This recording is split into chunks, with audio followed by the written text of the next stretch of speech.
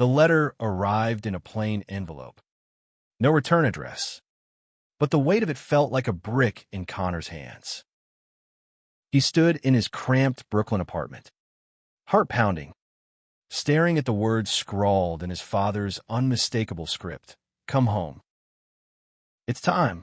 10 years ago, Connor had been cast out, his truth buried under the polished facade of the Davenport political dynasty, until now. Connor Davenport was 28, a man forged in the fires of rejection and resilience. Growing up in the opulent shadow of his father, Senator Edward Davenport, Connor had been groomed for greatness in Washington, D.C. The Davenport name was synonymous with power.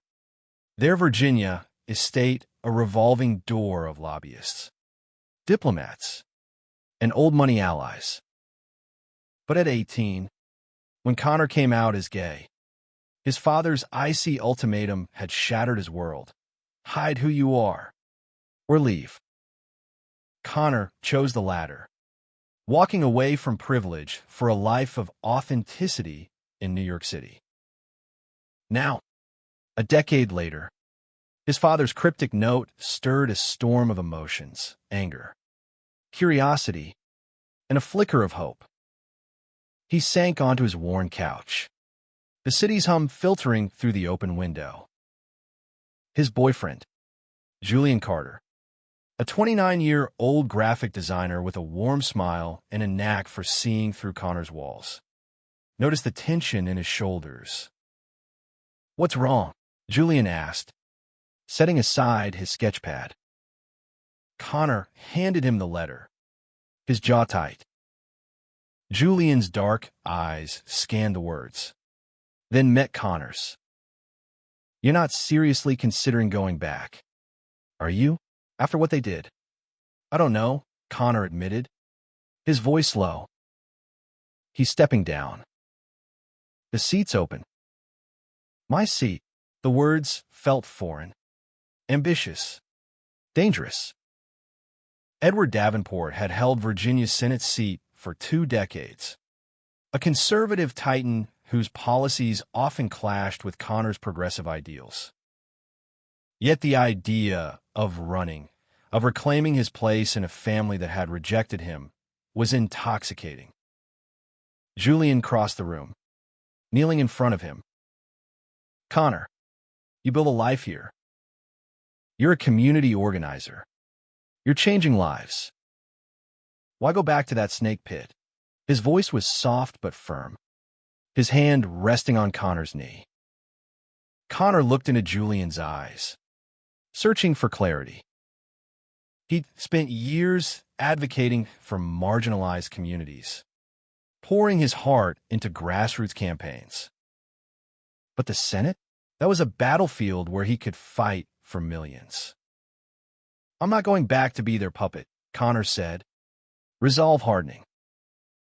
"I'd run as me out, proud and unapologetic. I'd fight for people like us." Julian's expression softened, but worry lingered. "Then we do this together," he said. "But you need to be ready for what they'll throw at you." The next morning, Connor boarded a train to Virginia, Julian at his side. The rolling hills of the countryside blurred past, a stark contrast to the concrete jungle they called home. Connor's mind churned with memories of his childhood, the grand galas where he'd been paraded as the perfect son, the whispered conversations behind closed doors, the suffocating weight of expectation. His mother, Eleanor, had been his only ally, but even she couldn't sway Edward's rigid worldview. When Connor left at 18, Eleanor had slipped him a wad of cash and a promise to call, one she never kept. Richmond's Union Station was bustling when they arrived. Connor's sister, Abigail, waited on the platform, her auburn hair pulled into a tight bun. At 32, she was her father's protégé, a rising star in Virginia politics. Her smile was polite but guarded. "Connor, she said, embracing him stiffly. You look different. 10 years will do that, he replied, catching the flicker of unease in her eyes. Abigail's gaze shifted to Julian, and Connor braced for judgment. This is Julian, my partner, he said, his tone daring her to react. To her credit, Abigail extended a hand. Welcome to Virginia, she said, though her voice lacked warmth. The Davenport estate loomed like a monument to power, its sprawling lawns and colonial columns unchanged. Edward waited in the study, his hair grayer, but his presence as commanding as ever. Connor, he said, standing. You've made a name for yourself in New York. Impressive. The compliment felt like a trap. Why am I here? Connor asked, cutting through the pleasantries. Edward's eyes narrowed, assessing. I'm retiring. The party wants a Davenport to hold the seat. Abigail's not ready. And you have potential. Connor laughed bitterly. Potential? You disown me for being who I am. Edward's face hardened. This isn't about the past. It's about legacy. You can run, but you need to play by the rules. Connor's fists clenched. Your rules? No. If I run, it's on my terms. Edward leaned forward, voice low. You think you can waltz in, out and proud, and win? This is Virginia. Son, you'll be torn apart. Julian's hand brushed Connor's, grounding him. I'm not your son, Connor said, standing. And I'm not hiding anymore. As they left the study, Abigail caught his arm. He's not wrong. Connor. The party's base, they won't accept you. Not like that. Her words stung. But Connor saw something new in her eyes, fear. Not for herself, but for him. That night, in a modest hotel room, Connor and Julian lay awake, the weight of the decision pressing down. They'll fight dirty, Julian warned, his fingers tracing Connor's jaw. Your father, the party, the media, they'll dig up everything. Connor nodded, his heart racing. I know. But if I don't try, I'm letting them win. I'm letting every kid like me, hiding who they are, think there's no place for them. Julian pulled him close, their foreheads touching. Then we fight, he whispered. But you're not alone in this. Connor kissed him, a promise sealed in the quiet of the night. The road ahead was treacherous, but for the first time, Connor felt ready to face it, not as a Davenport, but as himself. The campaign began in a whirlwind of chaos and conviction. Connor announced his candidacy at a community center in Richmond, surrounded by local activists, queer youth, and Julian, whose steady presence anchored him. His speech was raw, unpolished, and electrifying, promising justice, equality, and a Virginia that embraced all its people. The crowd roared, but the internet exploded with venom. Conservative blogs branded him a radical outsider, while anonymous accounts dredged up his past, twisting his departure from the Davenport family into a tale of rebellion and disgrace. Julian, ever the strategist, took charge of Connor's online presence. We need to control the narrative, he said, hunched over his laptop in their temporary campaign office, a cramped space above a coffee shop. He designed sleek graphics, highlighting Connor's work in New York, organizing for affordable housing, advocating for LGBTQ+ rights, mentoring at-risk youth. But for every supporter, there were 10 detractors. The Davenport name drew attention, but also painted a target on Connor's back. Edward's allies in the party were ruthless. At a fundraiser hosted by a prominent donor, Connor faced a room of skeptical suits. "You're a liability," one grizzled strategist told him, swirling a glass of bourbon. "The base wants tradition. Not this." He gestured vaguely at Connor, who stood tall in a tailored suit, his pride unshaken. "The base is changing," Connor shot back. "Virginia's not just old money and old ideas anymore." A few heads nodded, but most turned away, their murmurs laced with disdain. Abigail, now a reluctant ally, arranged a meeting with moderate party leaders. "They're not all against you," she said, driving him to a discreet diner outside Arlington. "But you need to tone it down. The pride flags, the rhetoric, it's too much." Connor bristled. "You sound like Dad." Abigail's eyes flashed with hurt. "I'm trying to help you win. Connor, this isn't New York.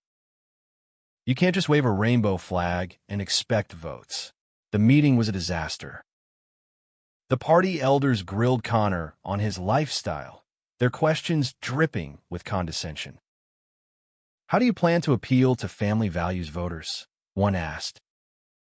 Connor leaned forward, voice steady. "Family values mean love, loyalty, and standing up for what's right. My family, my partner, Julian, is the reason I'm here, fighting for a better future."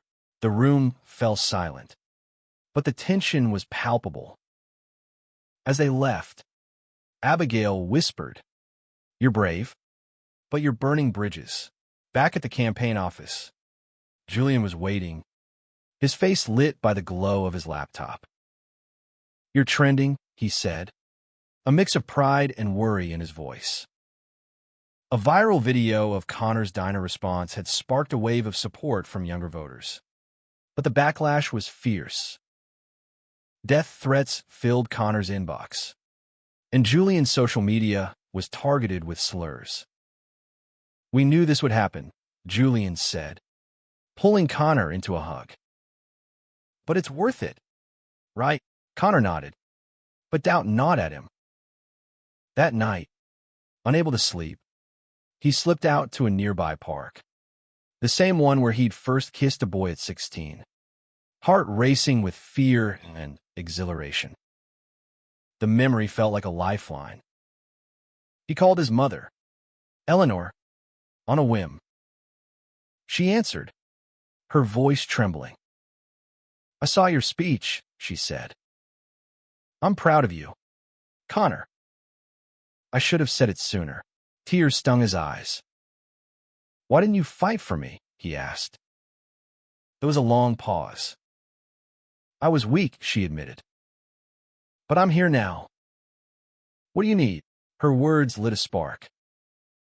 Connor returned to the office with renewed fire, sketching out a bold plan with Julian, a statewide tour targeting small towns, where voters felt ignored by D.C.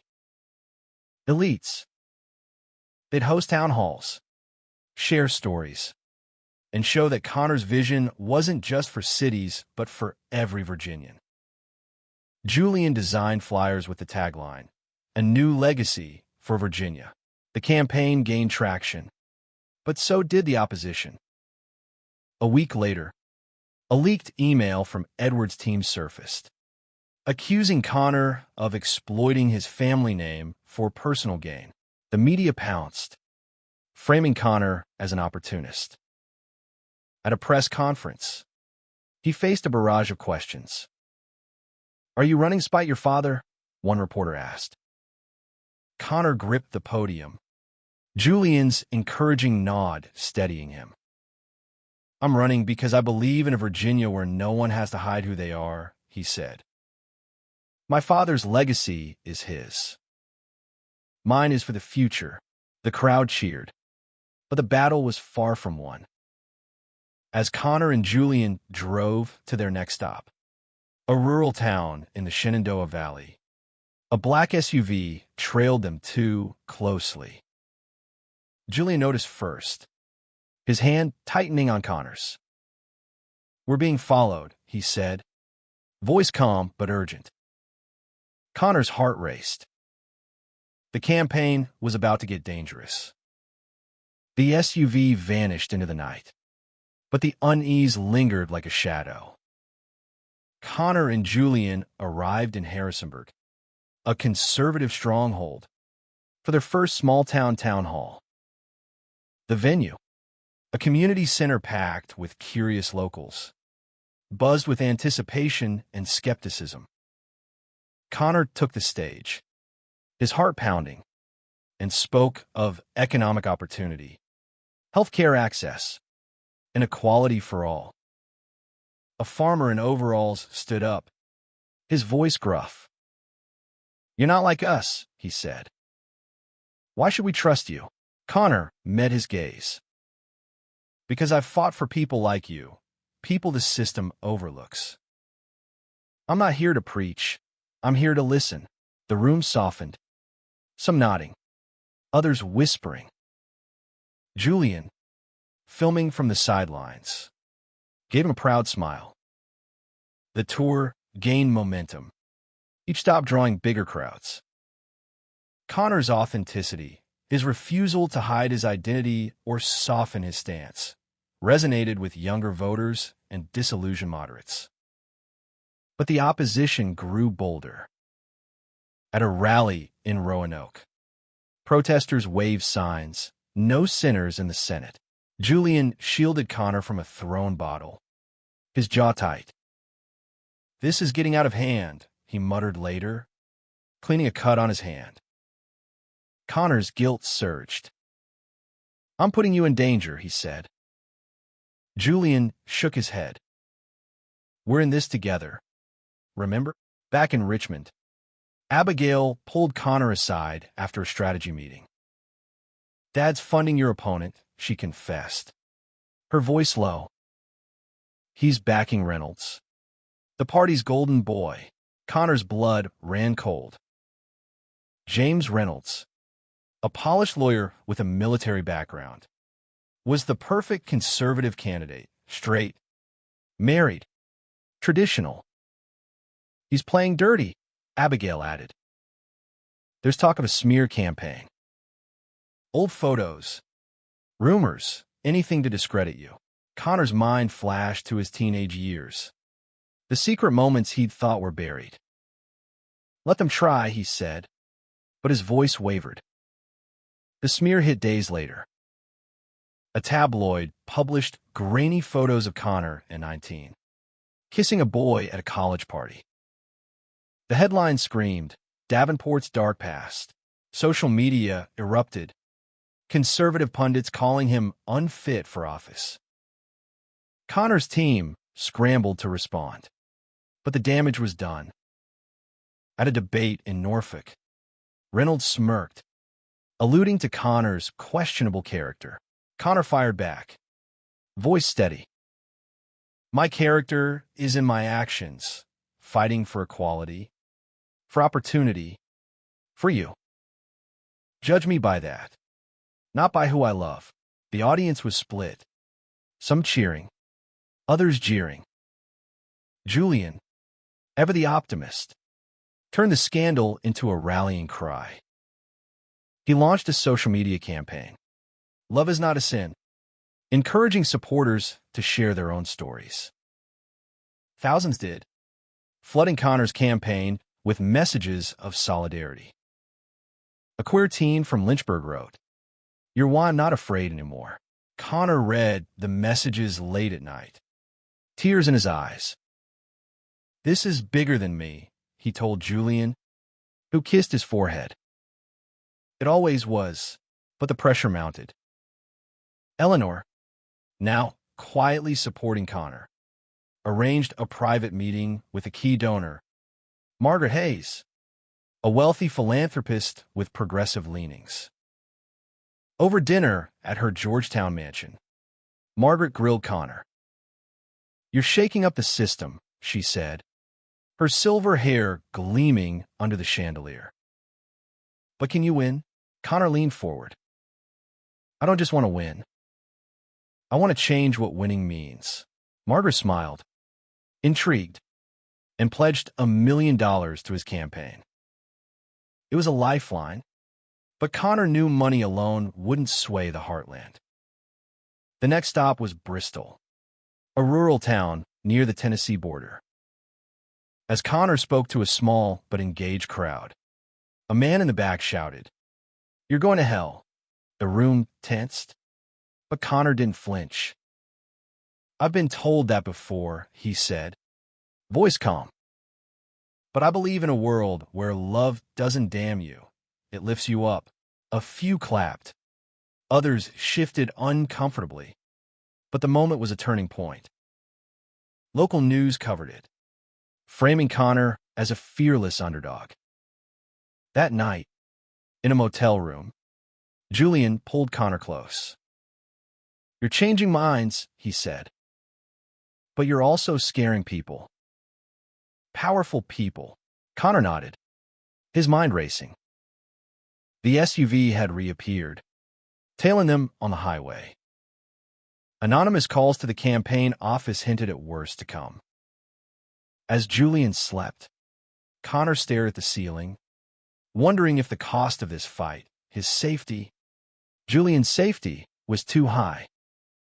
But the memory of that teen's letter, and Julian's unwavering belief, kept him going. The Senate seat was within reach. But the real prize was something bigger, a chance to rewrite the rules. The campaign trail became a gauntlet. Connor and Julian crisscrossed Virginia, their days a blur of rallies, interviews, and sleepless nights. The polls showed Connor neck and neck with Reynolds, a testament to his grassroots momentum. But the opposition's tactics grew darker. Flyers appeared in mailboxes, labeling Connor a danger to family values. Anonymous texts warned volunteers to quit before it's too late. Connor's team tightened security, but the threats felt like a noose tightening. In Charlottesville, a college town buzzing with progressive energy, Connor faced a packed auditorium. He spoke passionately about climate action, affordable education, and LGBTQ+ protections. A young woman in the crowd stood, tears in her eyes. "I'm trans," she said. "My parents disowned me, but you give me hope." "Thank you." The room erupted in applause, and Connor's voice caught as he thanked her. Moments like these fueled him, but they also made him a lightning rod. Julian, now a full-time campaign manager, was relentless. He coordinated volunteers, crafted ads, and kept Connor grounded. But the strain showed. One night, after a long day in Fredericksburg, Julian snapped. "You're pushing yourself too hard," he said, his voice tight. "You're barely sleeping." "Connor, I'm scared you're going to break." Connor pulled him close, guilt gnawing at him. "I'm scared too," he admitted. "But we're so close. I can't stop now." The next blow came from within the family. Abigail, torn between loyalty to Connor and pressure from Edward, leaked a campaign strategy to Reynolds' team, unintentionally. She claimed the move cost Connor a key endorsement from a labor union. Furious, he confronted her at the Davenport estate. "Why?" "Abby," he demanded. She looked away, eyes red. "I didn't mean for it to happen." "Dad, he's relentless. He thinks you're destroying our name." Connor's heart sank. "Our name isn't his to control," he said. "It's mine too." Abigail's betrayal stung, but also clarified Connor's purpose. He doubled down, focusing on authenticity over polish. At a rally in Norfolk, he invited Julian on stage. introducing him as the man who makes me better every day. The crowd roared, and Julian's shy smile lit up social media. Connor and Julian trended, a beacon of hope for queer couples across the state. But the moment drew a vicious response. A conservative talk show host aired a segment calling Connor's campaign a gay agenda takeover, twisting their love into a weapon. Eleanor stepped up, defying Edward's wrath. She hosted a fundraiser at a Richmond hotel, inviting progressive allies and moderate Republicans. "My son is the future," she told the crowd, her voice steady. "He's not running to divide us. He's running to unite us." Connor, watching from the wings, felt a surge of gratitude. But Edward's absence was a glaring wound. Later, Eleanor pulled him aside. "He's furious," she said. "But he's also scared. You're stronger than he ever was." As Election Day loomed, the attacks intensified. A hacked email from Connor's campaign revealed internal doubts about his electability, fueling media frenzy. Reynolds seized the moment, painting Connor as a reckless idealist. At their final debate in Richmond, the tension was electric. Reynolds, all charm and confidence, attacked Connor's inexperience. Connor countered with fire. "Experience isn't towing the party line, it's fighting for what's right, even when it's hard. I've lived that fight my whole life." The audience cheered, but Connor saw Reynolds' smug grin. He knew something was coming. It hit the next day. A doctored video surfaced, showing Connor at a New York Pride event, edited to make him seem erratic and unhinged. The campaign scrambled to debunk it, but the damage spread like wildfire. Julian worked around the clock, tracing the video to a shadowy pack linked to Edward. "Your father's behind this," he said, voice shaking with anger. Connor felt the betrayal like a knife, but he refused to break. "We keep going," he told his team. "We fight with truth." That night, in a quiet moment, Connor and Julian sat on their hotel balcony, the city lights below. "I don't know if I can win," Connor admitted, his voice raw. Julian took his hand. "Win or lose, you've already changed things. People see you, Connor. They see us." Connor leaned into him, drawing strength from his warmth. The final push was coming, and whatever happened, they'd face it together. With 2 weeks until the election, Connor's campaign was a tightrope walk between hope and chaos. The doctored video had dented his momentum, but Julian's quick response, releasing the unedited footage with a heartfelt statement, kept supporters rallied. Volunteers flooded the streets, canvassing neighborhoods from Alexandria to Abingdon. Connor's message of inclusion resonated, but the polls were razor-thin. Every speech, every handshake, felt like it could tip the scales. The final stretch brought unexpected allies. Margaret Hayes, the philanthropist, mobilized her network, securing endorsements from tech leaders and grassroots organizations. A group of queer veterans, inspired by Connor's courage, launched a viral ad campaign, sharing their stories of service and struggle. "Connor fights for us," one said, staring into the camera. "We fight for him." The ad racked up millions of views, countering Reynolds' smear tactics. But Edward's shadow loomed larger.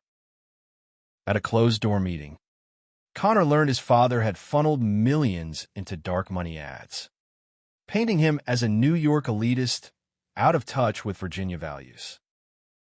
The betrayal cut deeper than Connor expected. He confronted Edward at the estate, storming into his study. "Why can't you let me be?" he demanded. Edward's face was stone. "You're throwing away everything I built."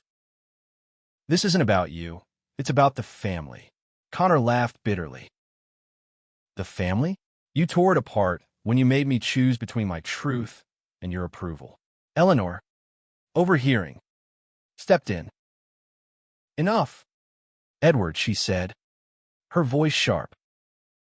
"Connor's doing what you never could, leading with heart." Edward's eyes flickered with something, regret. Perhaps, but he turned away. "You'll lose," he said. "And you'll drag us all down with you." Connor left. His resolve hardened. He wouldn't let his father's fear define him. The campaign's final rally was in Richmond's Capitol Square, a bold statement in the heart of Virginia's power. Thousands gathered, waving signs, "Love wins, Connor for Virginia." Julian stood by Connor's side, his presence a quiet strength. Connor took the stage, his voice carrying over the crowd. "I'm not here to be my father's son," he said. "I'm here to be your senator, a senator who sees you, hears you, and fights for you, no matter who you are or who you love." The cheers were deafening, but Connor's eyes found Julian's, and for a moment, the world was just them. Election night arrived like a storm. Connor and Julian watched the results in a hotel ballroom, surrounded by supporters. Early returns showed Connor trailing Reynolds by a slim margin. The room was tense, volunteers clutching each other's hands. Julian squeezed Connor's shoulder. "Whatever happens, you made history," he said. Connor nodded, but his heart ached. He wanted more than history. He wanted change. As the night wore on, rural counties reported, and Connor's numbers climbed. Social media buzzed with Connor for Senate, young voters turning out in droves. By midnight, the race was too close to call. Connor stepped outside for air, Julian following. "I'm proud of you," Julian said, pulling him into a kiss. No matter what, Connor clung to him, the weight of the night pressing down. "I just want to make a difference," he whispered. Back inside, the final precincts reported. The room fell silent as the anchor announced, with 98% of votes counted. Connor Davenport leads by 1,200 votes. Cheers erupted, but Connor's heart pounded. It wasn't over. Reynolds' team demanded a recount, citing irregularities. The campaign wasn't just a fight for votes anymore. It was a fight for legitimacy. In the early hours, Connor addressed his supporters. "This isn't just about a seat," he said, voice raw with emotion. "It's about a future where every Virginian can live their truth." The crowd roared, but Connor's eyes were on Julian, his anchor in the storm.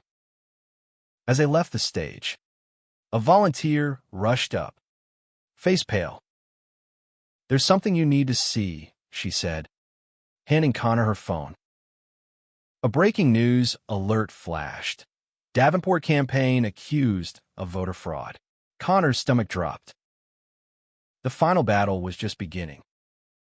The voter fraud accusation was a calculated blow. Headlines screamed of ballot tampering in key precincts, fueled by a shadowy group tied to Reynolds' campaign. Connor's team, led by Julian, worked tirelessly to debunk the claims. Legal experts confirmed the allegations were baseless. But the damage was done, public trust wavered, and the recount loomed like a guillotine. Connor barely slept, haunted by the fear that his dream, and all it represented, could be stolen. Julian was his rock. In their hotel room, as dawn broke over Richmond, he pulled Connor into his arms.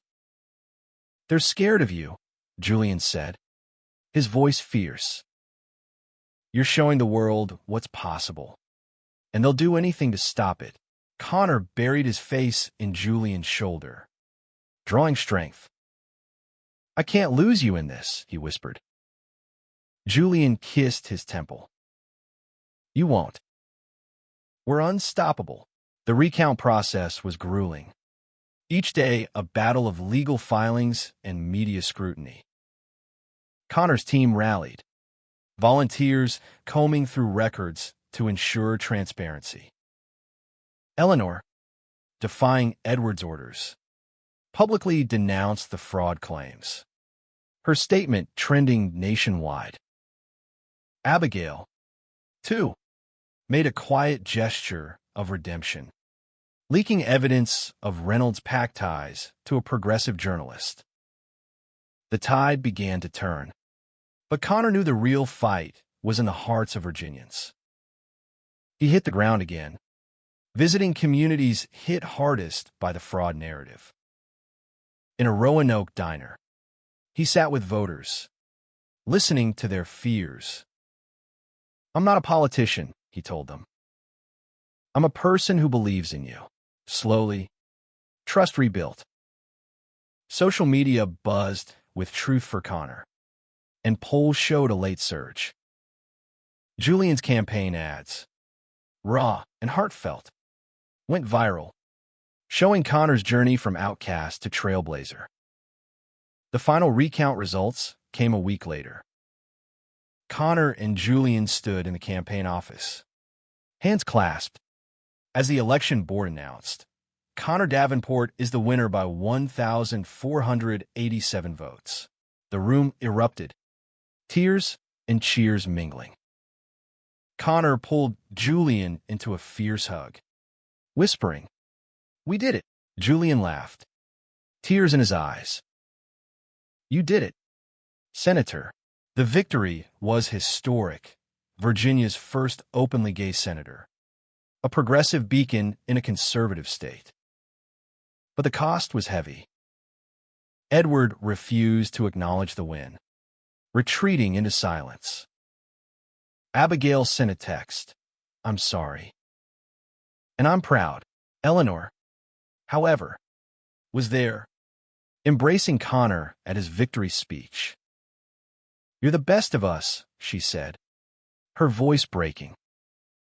Connor's inauguration was a moment of triumph and reflection.